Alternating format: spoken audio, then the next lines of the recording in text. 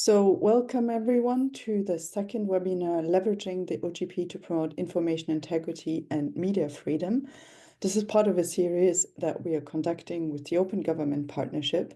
And to give you some more insights on this project, I would first like to pass the floor to Camille Grenier, who is the Executive Director of the Forum on Information and Democracy.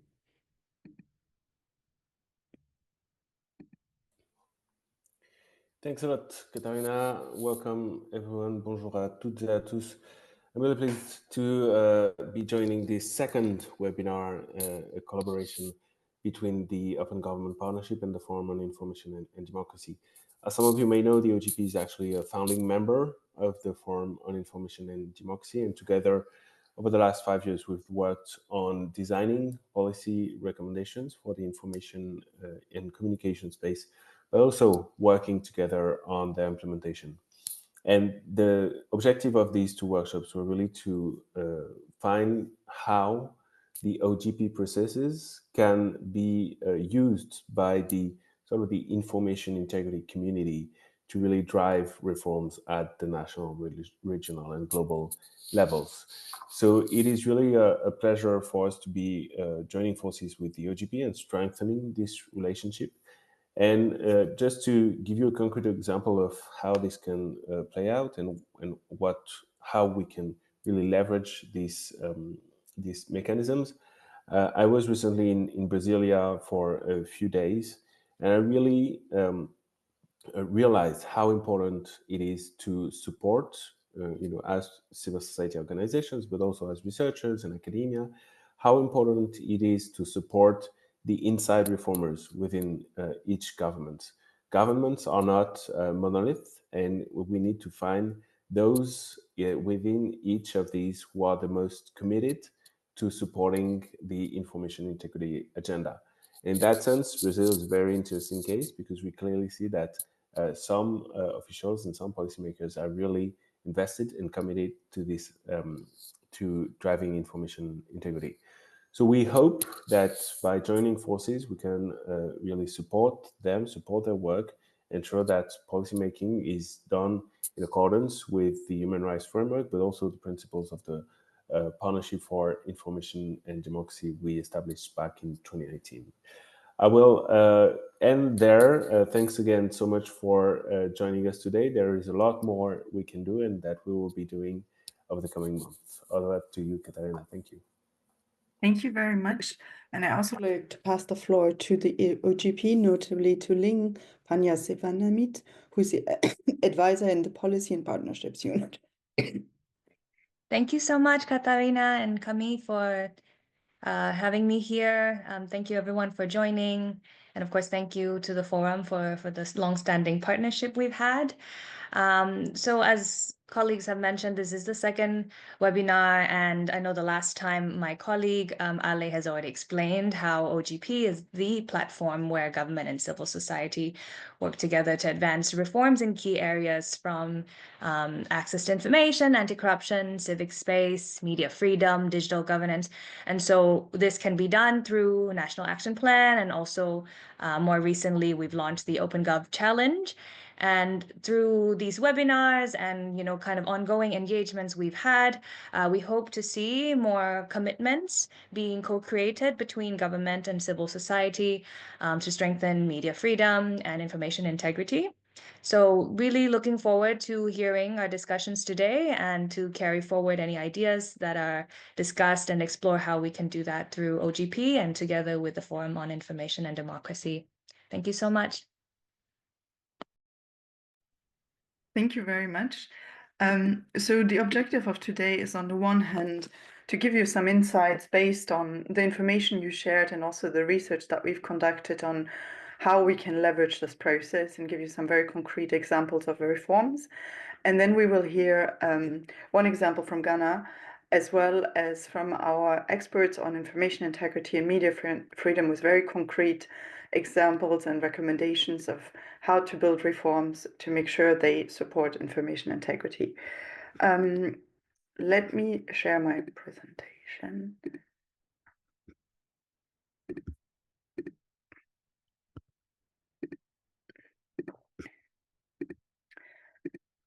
So at the Forum on Information and Democracy, we have elaborated a preliminary report that we will be sharing with all of you in the upcoming weeks, that really looks into what is already happening within the framework of the OGP and how can this framework be better capitalized on to promote media freedom and information integrity.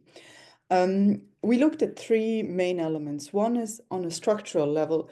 What is the OGP proposing and how can it be a way for really sustained reforms and bringing the topic of media freedom into the OGP process that has traditionally focused more on elements of transparency, citizen participation, and accountability.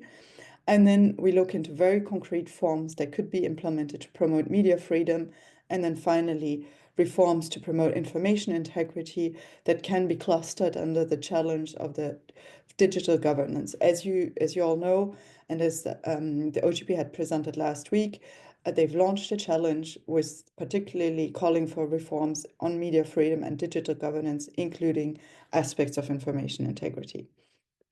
So first of all, on the structural side, for those that are part of the OGP, this is nothing new. For those that are more from the information integrity and media community, the OGP asks countries to set up a kind of multi-stakeholder forum or platform, which is really a coordinated, organized mechanism that manages the whole OGP process in a country, that is responsible for developing the action plan, implementing it, making sure different actors are involved, conducting the consultation process.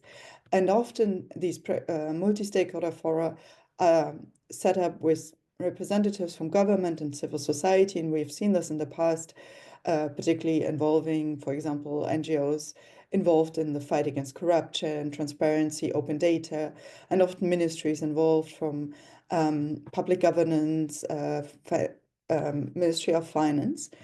Then there is also, as part of the OGP process, a co-creation and consultation process where civil society and citizens are asked to make suggestion of what kind of commitments should be included in the action plan. And then finally, there's the phase of implementation when commitments are being implemented. And we see that these are more and more implemented through a participatory process. However, until now, actors from the media sector are not extremely present in this process, which is also understandable given the regional focus of the OGP. But we've seen some good practices, for example, in Armenia, and we heard from them last time, the Center of Freedom of Information, that is also very engaged on issues like disinformation, media freedom, is part of the multi-stakeholder forum. Or, for example, in Latvia, the Implementation Council, so the multi-stakeholder forum that was set up, also includes the ministry that is responsible for media issues and the regulatory authority of the media. And what we have seen is that in the cases where these actors are really engaged in a structural way, countries have been including elements in information integrity and media freedom in their action plan. And so there's different potential media actors that could be involved on a structural level in the OGP process that starts with the audiovisual regulatory authority or national press councils. It can also be representatives or syndicates of journalists. There's a huge amount of civil society actors that are active on this topic, either on media freedom or information integrity, and then also at the institutional side, the ministry is responsible for media policies, information integrity. And so really encourage the civil society actors that were active in this field to reach out to the governments that are members of the OGP to get involved in this process and see this as an opportunity to promote specific reforms, but also for those that are managing the multi-stakeholder forum to actively reach out to other actors to get their expertise on board and develop commitments in this field. Then going very specifically on promoting media freedom. The OGP gives already a little introduction of what kind of topics should be covered under that theme. On the first, and what we would like to do, or what we are doing in this preliminary report, is to give an overview of what are key elements to ensure media freedom, but we don't expect to be totally inclusive, and there's other elements where you can go more in detail, but to give a sense of the key elements that need to be taken into account to create an environment of media freedom. So first of all, that includes effective protection of journalists, such as mechanisms to end the impunity on attacks against journalists. So strengthening investigations into attacks on journalists, creating a robust legal framework. But it's also very important to put in place measures against SLAP, so strategic litigation against public participation. These are measures aimed to intimidate journalists through legal procedures in their investigative reporting. And there is a whole set of recommendations starting from establishing minimum standards for procedural safeguards, remedies, transparency, and support. It also there is already a lot of guidance at European or Council of Europe level that countries can take inspiration from. And finally, there is the element of strengthening protection of sources, such as, for example, through strengthening whistleblower protection or cybersecurity measures. We see that a couple of countries have started integrating reforms in this field. For example, Slovak Republic aims to, with its commitment, strengthen the implementation of two recommendations that they have adhered to, notably the European Union recommendation and also the Council of Europe recommendation on SLAPs. And so they are setting up, in the framework of the OGP process, a multi-stakeholder framework to better implement these recommendations. And Mongolia is also using its OGP action plan to propose changes to the draft law on the legal status of whistleblower protection, with, among others, the objective to strengthen protection of sources. Another key element for media freedom is obviously funding and the sustainability and the viability of media. This, on the one hand, includes more the traditional question of how to ensure sustainable funding through direct support that has to be fair, transparent, and equitable, but also indirect support that can include tax credits, exemptions, media vouchers, or international ODA to media viability.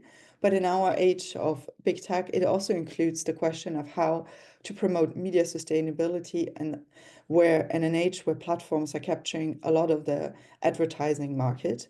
And so that can include, for example, developing a tax on digital platforms or bargaining codes to make platforms contribute to sustainable.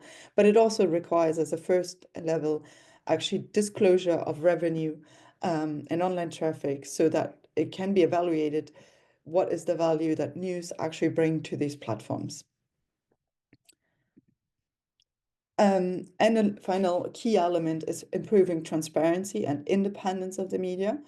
So that includes strengthening transparency, for example, of media ownership, including of beneficial owners, and making this information easily accessible.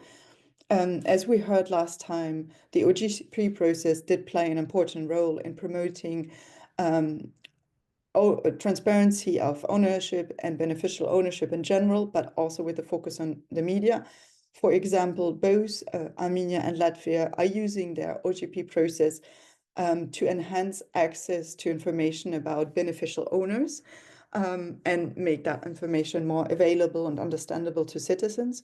And even though it has an aspect of beneficial ownership of companies in general, that also does include media companies, and they're particularly pointed out in the action plan. So there's really this idea of enlarging the understanding of OGP frameworks on open data and access to information on media ownership. Media independence is another important element, which requires regulations that ensure, for example, that public service media are editorially and functionally independent, and also have stable funding that is free of political considerations. And a last element is for sure the governance structure around media and overview of media, notably the media regulators that have to be impartial, independent, and transparent. So there is a really wide range of policy recommendations that can be used to develop OGP commitments to promote media freedom and media independence, and the network of civil society actors that works in this field can really be harnessed to help different countries to identify the most pressing challenges in their respective constituency. On digital governance, which is another key element of the challenge of the OGP, even though digital governance is seen as much larger, it does have an element on establishing a healthy information ecosystem. At the Forum on Information and Democracy, we have elaborated, or it was actually under the leadership of Reporters Without Borders, a declaration and an understanding of what actually a healthy information ecosystem looks like. And then it includes elements such as transparency, accountability, and neutrality of digital platforms, but also protecting journalism online, providing access to reliable information. And I really invite you to have a look at the declaration of the Partnership for Information and Democracy to get an understanding what information integrity and healthy information ecosystem is all about. But we've already discussed that also a little bit in the last workshop. So to go a bit more detailed into some of the recommendations, it is important to establish democratic rules and accountability regime for online providers who have taken on an important role in the media ecosystem, particularly in the distribution of news, but also in for news in managing their relationship with audience, and in having a huge impact on how users actually access information. So one of the key elements that we suggest is to promote access to reliable information by ensuring that recommender algorithms don't impede access to reliable information, but proactively give access to them. And as an example, for example, this is particularly important in times of election, where it can be advised to work in collaboration with independent electoral management bodies to ensure that there's access to reliable election information. Indonesia is one of the few countries that has set up an OG commitment in that field, really working in collaboration with the Elections Commission to make sure that disinformation is debunked and access to factual information about the election is available. Another element is diminishing the reach and effects of disinformation and misinformation.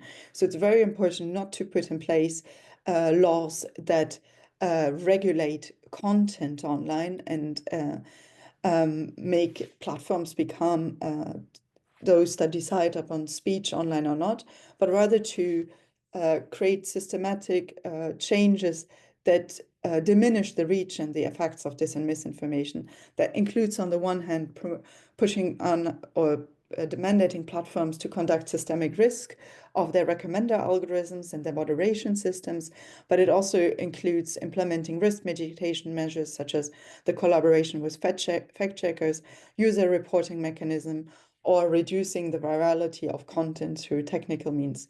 And Ghana, from whom we will be hearing some information on afterwards, is one of the few countries that used the OGP process to implement a commitment on fighting disinformation and misinformation. Accountability regimes are also extremely important, really with the idea to hold platforms accountable for complying with decisions from independent regulatory and judicial authorities and applying sanctions or reinstating accounts according to these decisions. So it's important to put in place a system where it's not up to the online providers to decide about in this world, but they will be bound by independent regulatory and judicial authorities. Another important element of establishing democratic rules is empowering users, and that takes different forms. On the one hand, and it enables users to choose among different recommender systems. Empowering includes also explaining to them why they see certain content, enabling them to set privacy preferences, but also to appeal to content moderation decisions. And finally, empowering users also involves putting in place media literacy and AI literacy programs that give them the skills, the needed skills to critically assess the information they see. And this is something we've seen much more in the OGP community. For example, Brazil has done a commitment on that, really more with really digital literacy, but also Australia has set up a commitment on putting in place media literacy programs for culturally and linguistically diverse community, and that not just with the objectives to create their critical thinking, but also to better understand the media habits and social media habits of these communities, and therefore tailor programs to enable them to have better access to reliable information. And the final element, and that is really related to a key aspect of the OTP, of which one of the eligibility criteria is access to information, so the existence of an access to information law. And we at the Forum on Information really promoted the idea that this right to information should be enlarged also to online platforms. So really enabling citizens, researchers, regulatory authorities to understand how these big tech companies function and what influence they have on our democracy. So concretely, that means mandating them to publish crucial information about their systems, including terms of services, algorithms, used for content ranking and moderation. It also includes mandating them to make available data regarding moderation requests and prevalence, treatment and reach of disinformation, inauthentic accounts and bots and activities of trusted flaggers. It's also important that these platforms are mandated to make available programs for vetted independent research and independent regulatory authorities to really study the systemic risks on these platforms. And finally, they should be mandated to put in place a system to enable access to information on paid online advertisement, for which companies, to which extent, and which, if there has been any political interest behind this.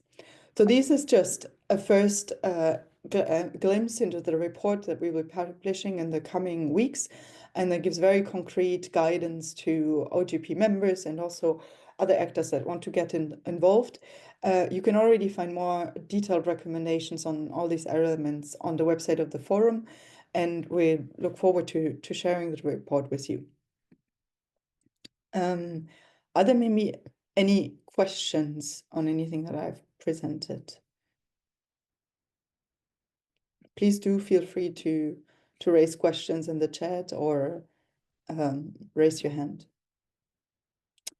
If not for now, I would like to, so our colleagues from Ghana were supposed to participate, and now they have some troubles with the flights, and so they were be able to record a short video to give insights on how they use the OGP process to promote, to fight disinformation and misinformation. Let me. And so they discussed and agreed that choosing misinformation and disinformation as a commitment within the OGP action plan, they will be able to come up with actions that will address misinformation, disinformation over the lifespan of the Ghana's Faith Action Plan. And so that is how this commitment came about. Now, the details of the commitment. Now, the commitment within the action plan is in twofold: to implement structures to combat misinformation and disinformation on digital platforms. And the second leg is to strengthen the provisions in the Electronic Communications Act 2008 and the Criminal Offences Act 1960 to deter misinformation and disinformation on digital platforms. Now, the commitment will make accessible to citizens only credible and verified information on public electronic portals.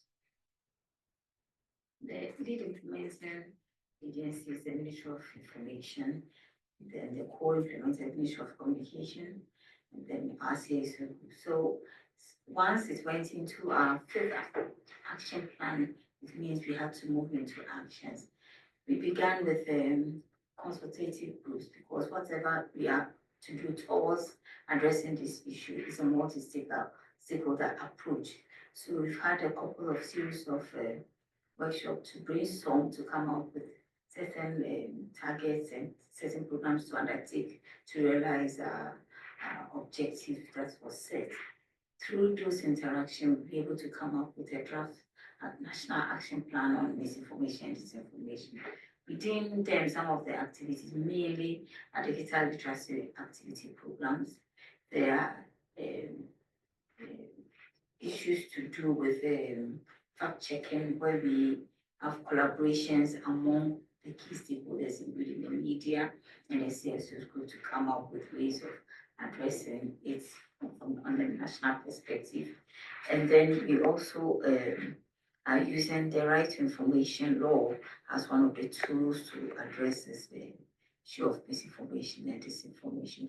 So far, we've been able to handle some quite a number of support from interest groups and from other collaborators. But it's a long haul, and we look forward to be able to realize our expectations. Once our national action plan is becomes moved from draft stage to implementing stage, we'll be able to now measure the activities that we do. We are being guided by the milestones in the action plan, and so this is the stage we are in.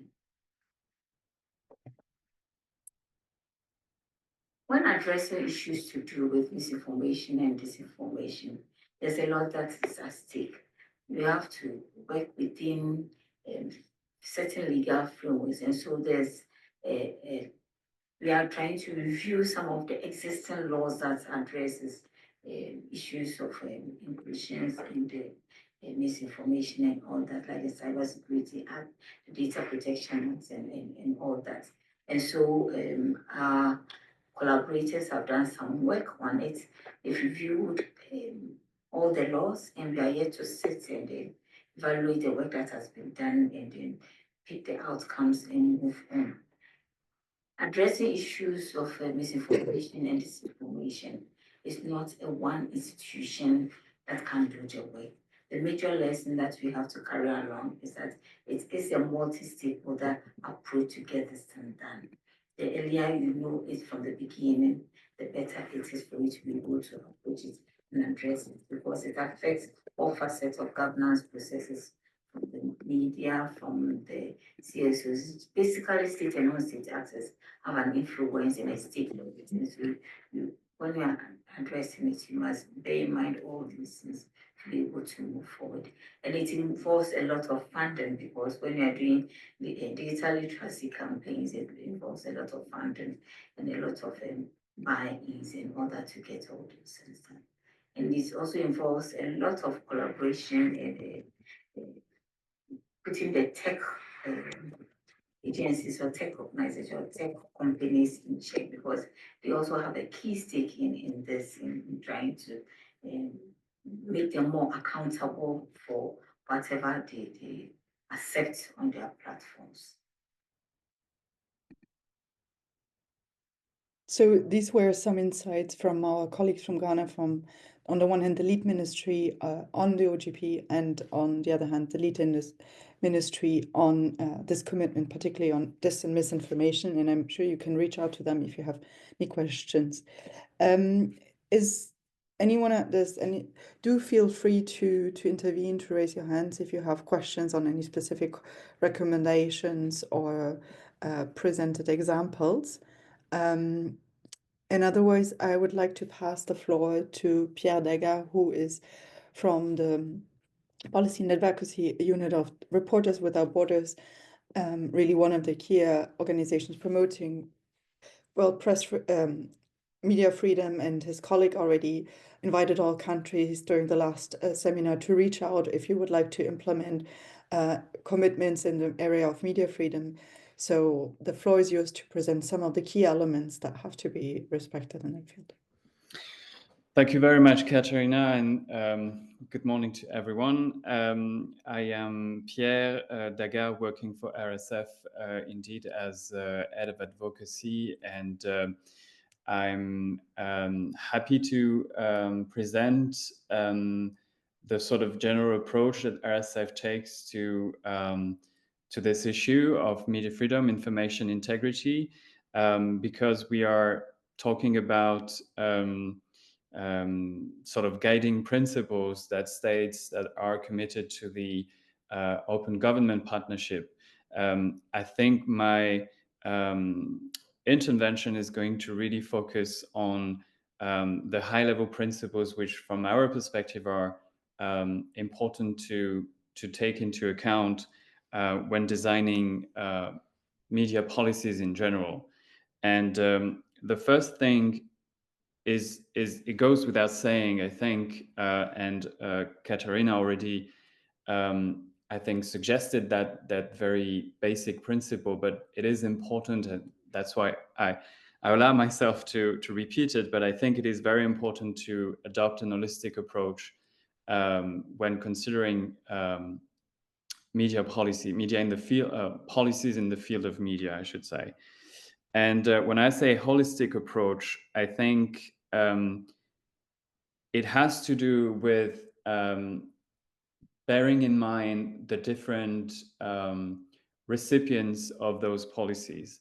And the recipients of those policies shouldn't be limited to journalists. It shouldn't be limited to media either. And it shouldn't be limited, and it should include citizens all the time. And this is a little bit the approach that RSF has developed over the last years. So much of what Katarina said, actually pretty much everything of what Katarina said, is very much aligned with RSF approach to this issue. And the first, I think, principle, or guiding principle that we would say states are to follow is to create an enabling environment for journalists so that they are able to do their job. And it was mentioned already, there are a number of issues that really need to be considered in order to achieve that. First and foremost is, of course, the safety of journalists, which apply, of course, to conflict zones, like war zones, but also some other risky areas. And more, it is important also to take into account the effects, the chilling effects of cyber harassment, which is directed against journalists, and in particular female journalists. We don't have time now to elaborate more on this topic, so I would perhaps just suggest to read one of RSF's latest report on this issue, which is dedicated to journalism in the post Me Too era. And I think this report shows both the scale and the severity of the problem when it comes to cyber harassment against journalists. But this is, so to speak, a sort of emerging safety threats for journalists, which absolutely needs to be taken into account.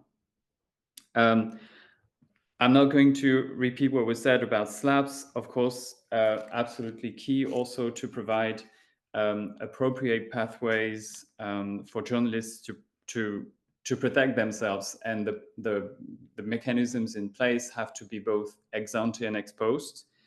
Ex post meaning being able to obtain remedies before court. I think another aspect which is part of this enabling environment for journalists is also access to information. We often see a lot of governments around the world taking commitments, formal commitments to transparency, to providing public interest information in the form of report, evaluation, policy monitoring, etc. That's part of I would say, a normal democratic exercise, normal democratic process. Now, there is sometimes a gap between the commitment and the practices, and things like, very basic things. Sometimes we observe are not completely respected, like holding regular press briefing for governments. That type of thing is part of a comprehensive access to information policy that also government have to take into account.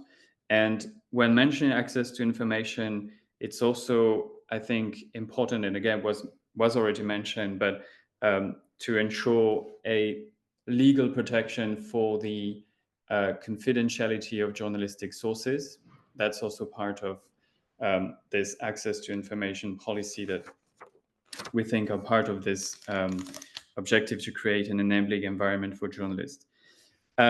Second guiding principle from our perspective is to support the development of independent, pluralistic, sustainable, and ethical journalism.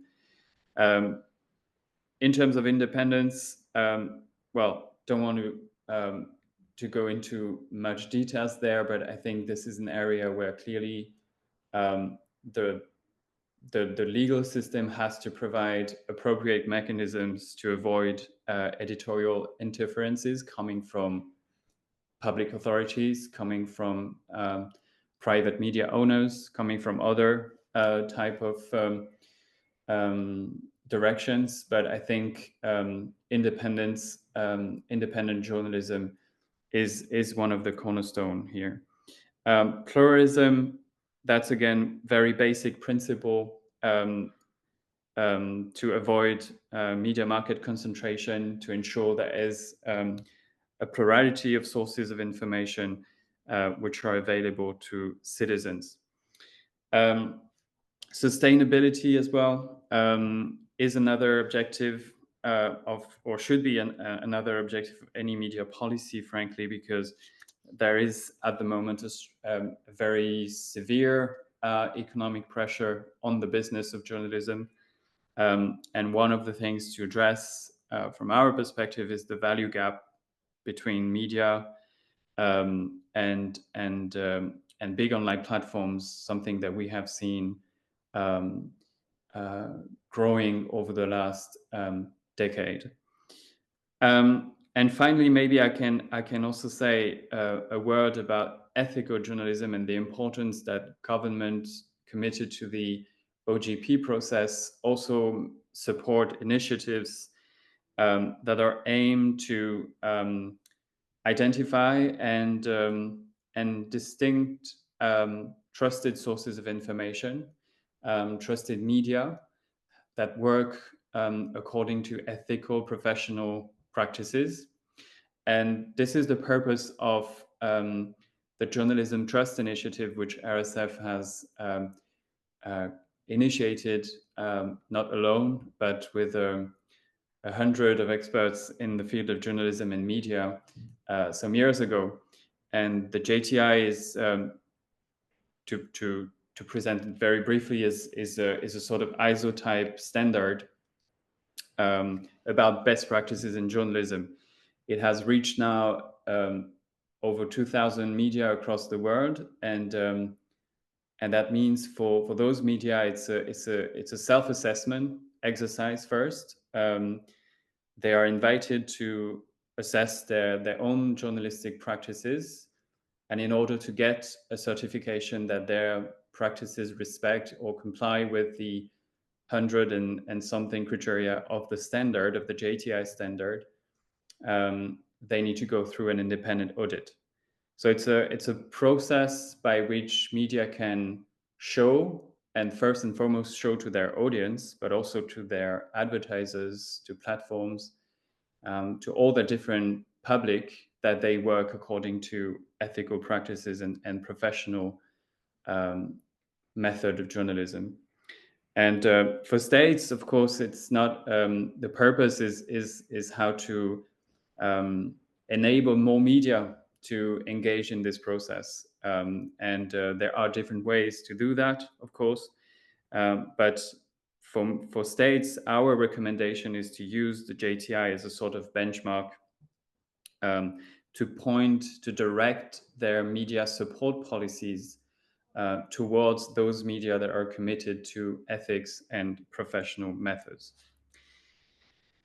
The third and last guiding principle that I wanted to raise addresses the question of citizens' empowerment, which should also be a part of any, comprehensive state media policy.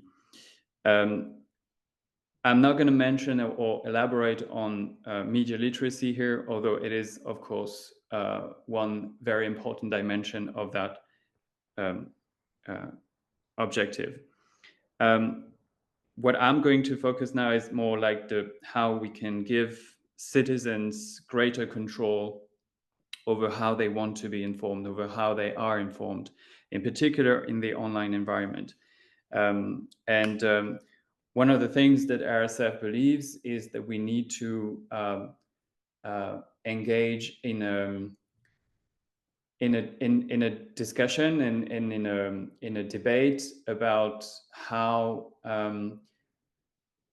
we need to address issues that go far beyond the question of press freedom, that go far beyond the question of media freedom even, but have to do with citizens' right to access a diversity of trusted sources of information.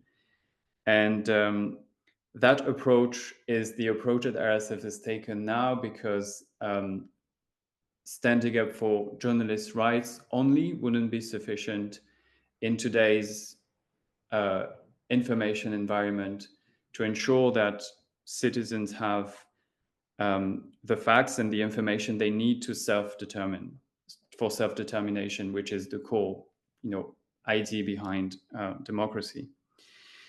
So that approach means that we encourage states to recognize citizens have a right to access a diversity of trusted sources of information, and that should lead to the introduction of principle-based legislation to guarantee that this right can be effective.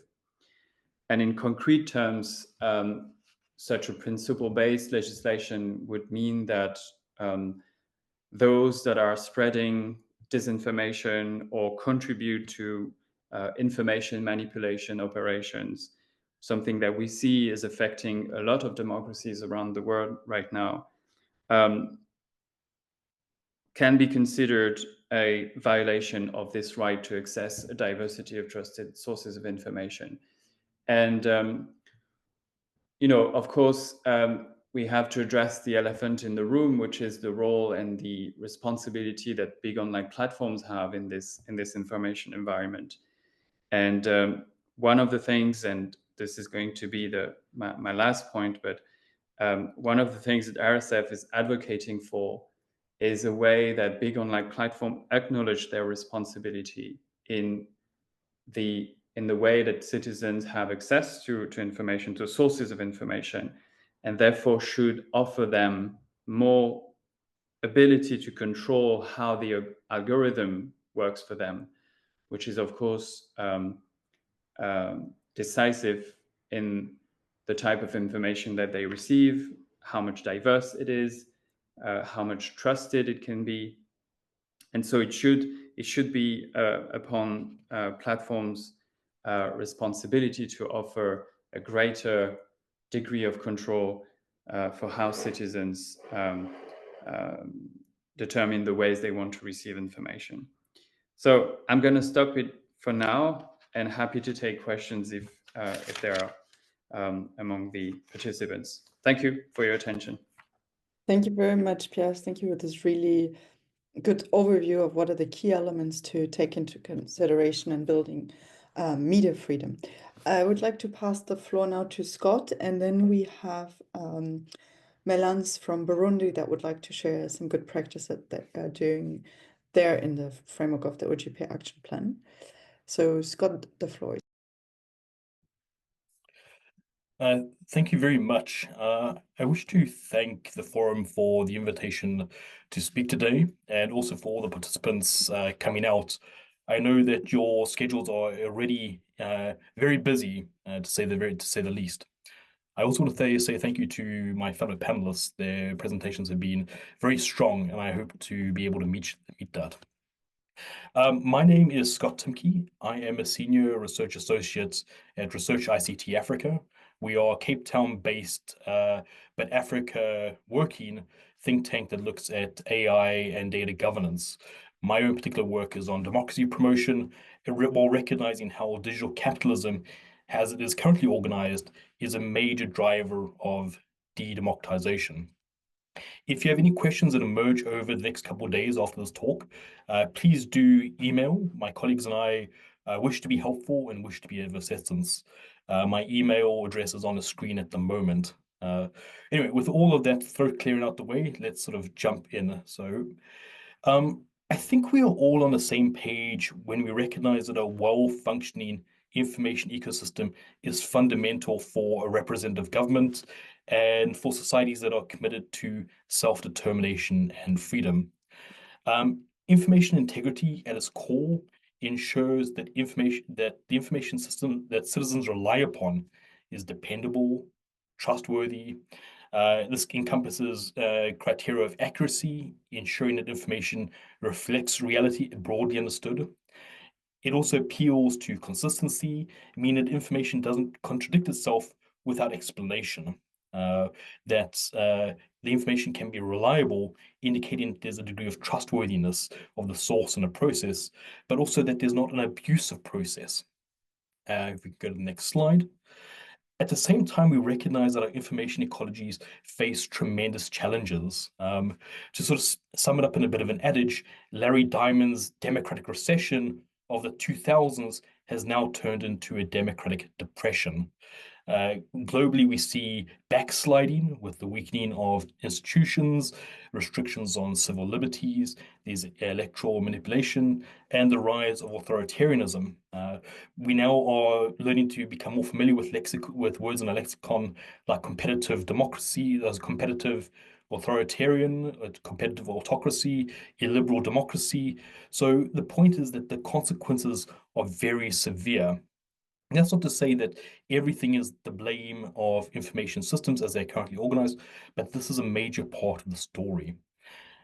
And then this is all compounded by the fragility of global information space. And fragility is highlighted by recent announcements by big tech companies that retreated back from commitments to content moderation, moving more towards community notes that aren't as secure and as trustworthy.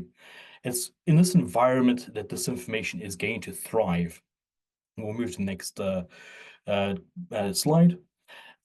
This talk is going to explore some key principles of information integrity, drawing upon the work that my colleagues Zara Schrödinger, Liz Rembo, Maria Batista, Guy Berger, and I have conducted at Research ICT Africa, and it draws from our experiences looking at case studies in West Africa, East Africa, and Southern Africa. RIA has two areas of work within information integrity. The first is on fair competition policy to safeguard against platform decay. And the second is on access to data for public interest researchers as a condition of being able to gain access to government contracts.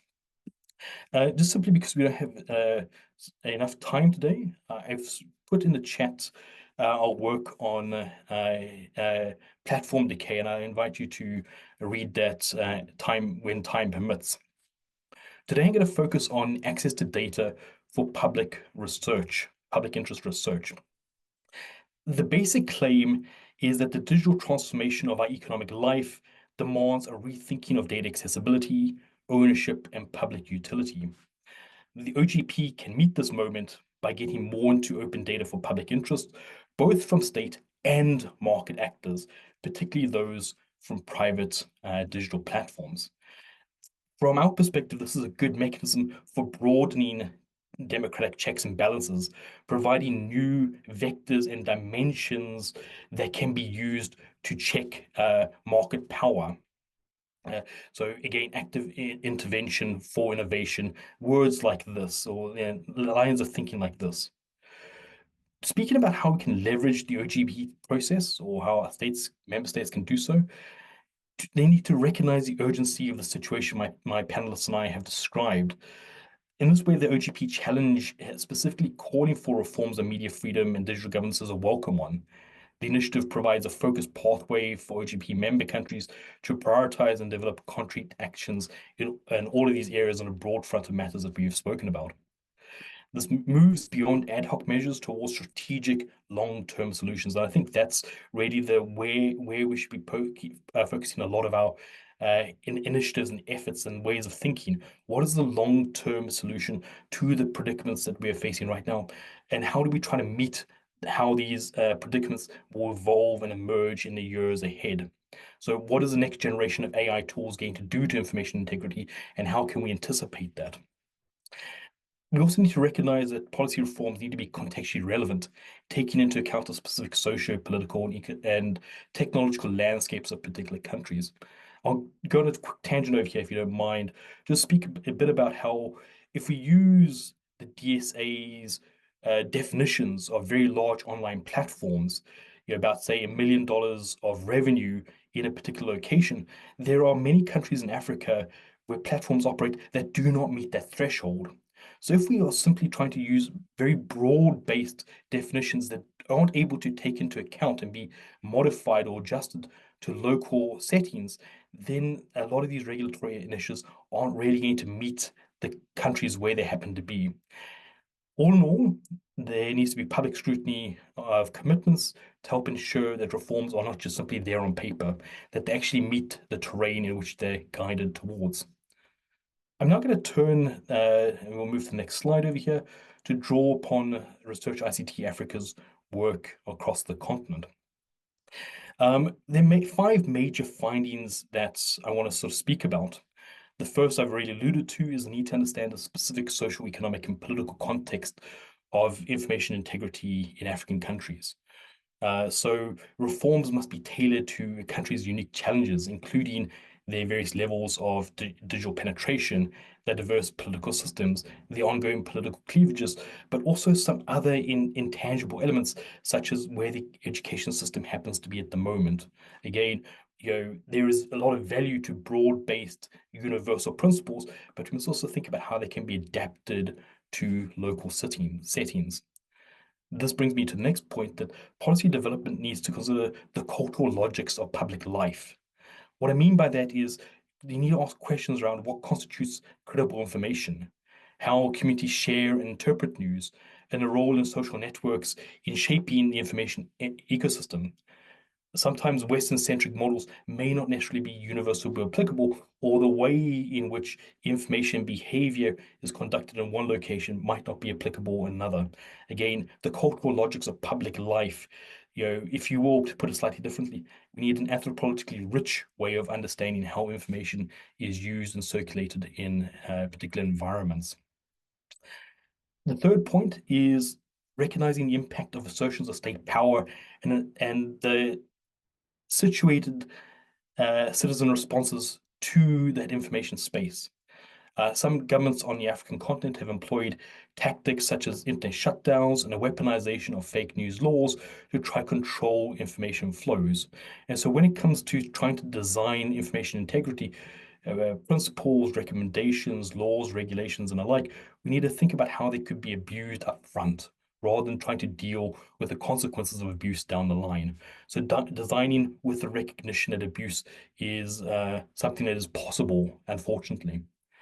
We must also recognize that there are limitations to citizen-led initiatives and the role of civil society, just simply because of the power imbalances.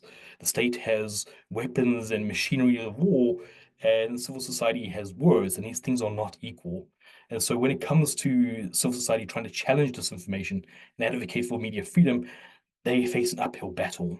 In many ways, this is why transnational solidarity is so important, but also why there needs to be regional commitments to information integrity. So, we can have country-led peer pressure to help ensure that citizens can exercise their full rights. Next point is how digital platforms play a significant role in mediating social formations. What I mean by that is, and what a consequence of that for the OGP framework is to think about the spread of disinformation and hate speech while trying to also balance and respect freedoms of expression. This is a very difficult task under the very best of circumstances, and as a debate that's been going back and forth for decades upon decades. So it's not a very easy solution, but these are trade-offs and balances that need to be addressed. To contemporary concerns, we have to think about how to advocate for algorithmic transparency and development of content moderation policies that are sensitive to local contexts and languages, which gets back to a point I alluded to earlier, where we have the retreat of content moderation, let alone local language content moderation. So a problem that needs to be addressed and in a very timely manner. Lastly, there's always a lot of emphasis on media and digital literacy initiatives, saying that they will be able to help empower citizens to assess information, build resilience against disinformation, so on and so forth. And while there's certainly a lot to be done to tailor content moderation to local languages, to specific situations, I think we're also trying to put a considerable amount on the end process rather than the structural incentives that create conditions for big tech platforms to abscond from their responsibilities. So the media and digital literacy initiatives are useful, but they are insufficient to deal with the problems of the moment. So we'll move on to the concrete examples of reforms within the OGP framework. I'm going to speak about one particular concrete policy course, and this draws upon Research ICT Africa's research and technical experience. We've concluded that open data initiatives can enhance transparency and public trust, a conclusion that many other people reach too. Traditional open data policies have primarily focused on public sector transparency. However, a more holistic strategy demands extending those principles to private sector entities too, particularly digital platforms and technology companies. And the public sector governments are the mechanism to ensure that that extension takes place. By mandating that private vendors and platform companies sign onto open data initiatives as a condition of government contracting, we can help to transform opaque proprietary algorithmic processes into things that are much more accountable information ecosystems.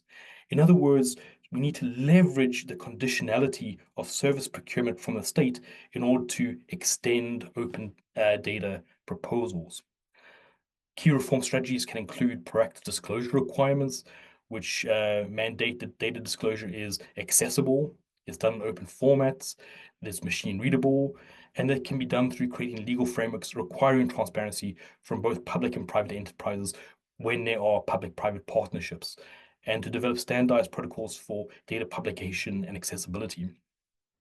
Commitments to proactively disclose data and information in open and accessible formats can strengthen transparency and can be used to check the claims made by big tech companies about what they are doing to counter disinformation. It can also help to increase access to reliable sources about those actions and corporate initiatives. Together, these can provide citizens with fact-based resources so they can participate in the checks and balances of their social and political lives.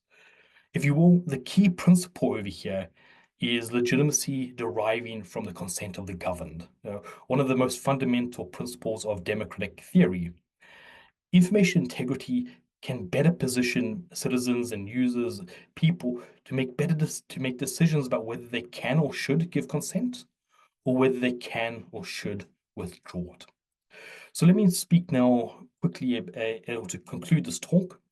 For us, we can see how leveraging OGP's collaborative spirit and commitment to transparency offers a pathway to strengthening information integrity and media freedom across Africa. And so we would encourage member states to sign on to it. We have 2 briefs that will be releasing on these topics in early April, and they provide further insights and recommendations on concrete ways forward. So if you're interested in this, please do reach out or email and we can forward you some copies. To end, we encourage policymakers and civil society actors in Africa to actively engage in the OGP processes, utilize the OGP challenge, and prioritize commitments that will safeguard the integrity of information and protect the vital role of free media systems in building representative and responsible governments, guided by the principle of what citizens need to have in order to give and withdraw consent, can very much strengthen responsive representative governments that can make a meaningful impact in people's lives. Thank you very much, and I'll pass the talk back to Katarina. Thank you. Thank you very much, Scott, for these very concrete examples of what could be done, and especially the OGP process has been very strong in promoting commitments on open data. So this is a very concrete recommendations of how this process can be used to also promote information integrity. And I think that's where the Armenian example comes in interestingly again as well, where it's really through the public procurement process that media freedom is supported, especially media ownership transparency. So we do have a colleague from Burundi joining us today, who also would like to share that they have done some work on tackling disinformation. Melance, the floor is yours. Maybe you can present yourself and give some insights on how you're using the OGP process. Hello everyone. So are you listening me? Yeah. Yes. So my name is Milan Sirakoze. I am from Burundi. I am executive director of Burundian Association for Media and Information Literacy.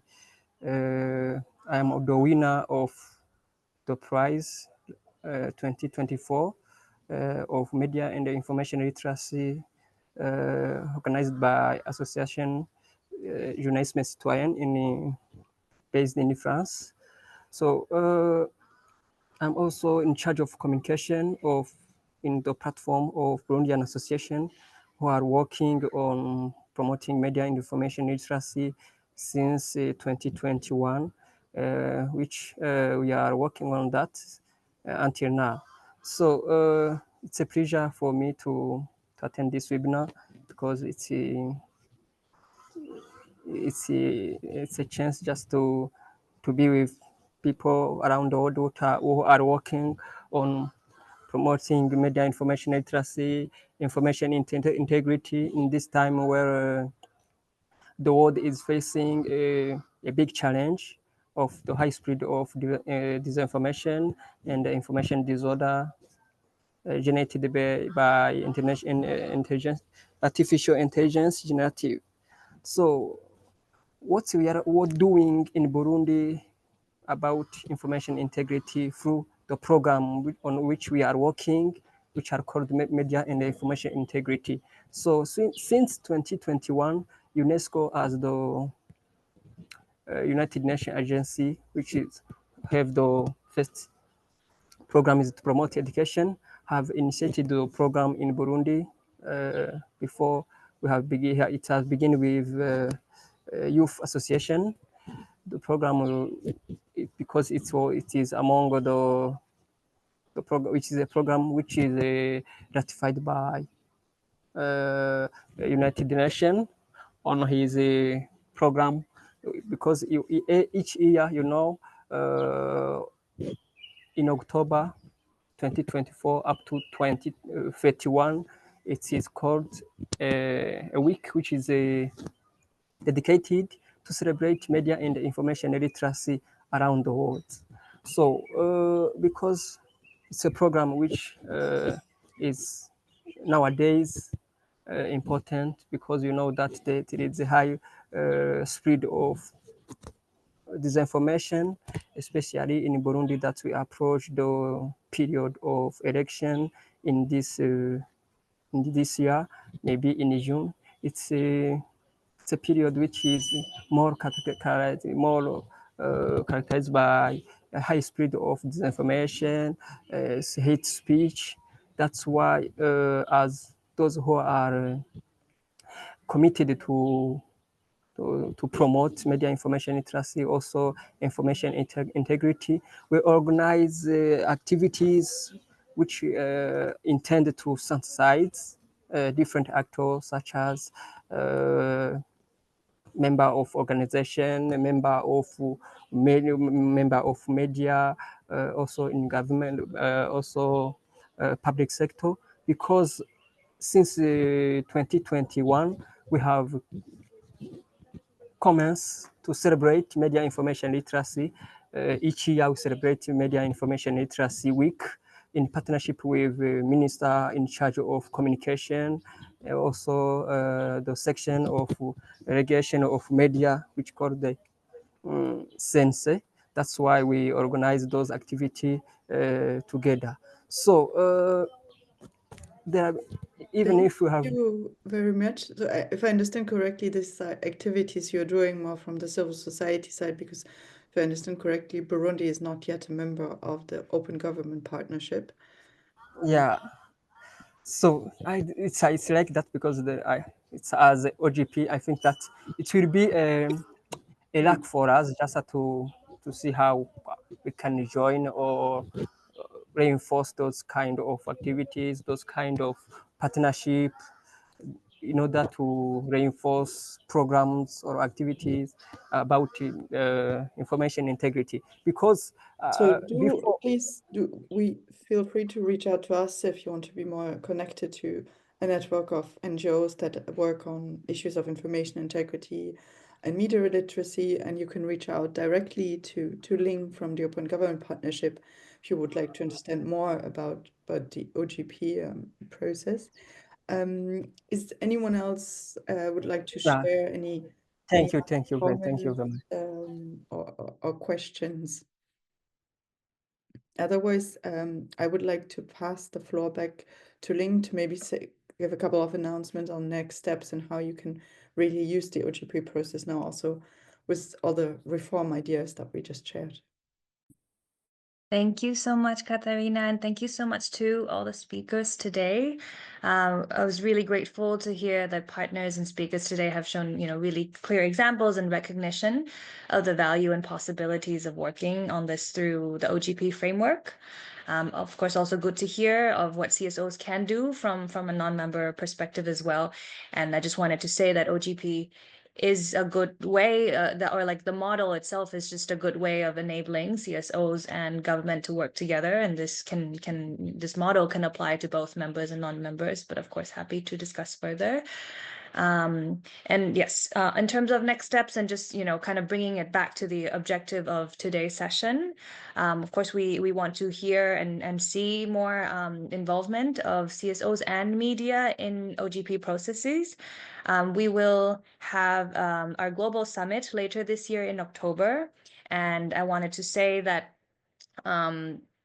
between now and end of May, you have heard about the OpenGov Challenge. That is kind of this newer way of governments to submit ambitious reforms, commitments, in addition to the normal National Action Plan process. So this kind of spotlights and highlights the reform you're doing, as well as also to give some sort of flexibility that you don't need to wait for the next National Action Plan cycle co-creation window to put forward a commitment together with civil society.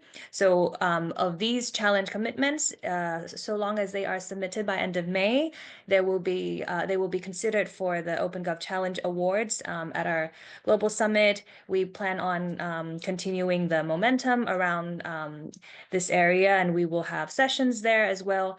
So please keep an eye out, and we will have more opportunities for partners to plan how they maybe want to participate or host side events at the Global Summit. More information to come in May. And of course, Katarina, we're looking forward to see more of the recommendations as the report comes out. And we remain open to any consultations or ideas that come forward from either this webinar or other engagements on how we can facilitate more media and CSOs working on information integrity to be part of the OGP process. Thank you. Thank you very much, Ling. And then a last final word to Camille Grenier from the Forum on Information and Democracy.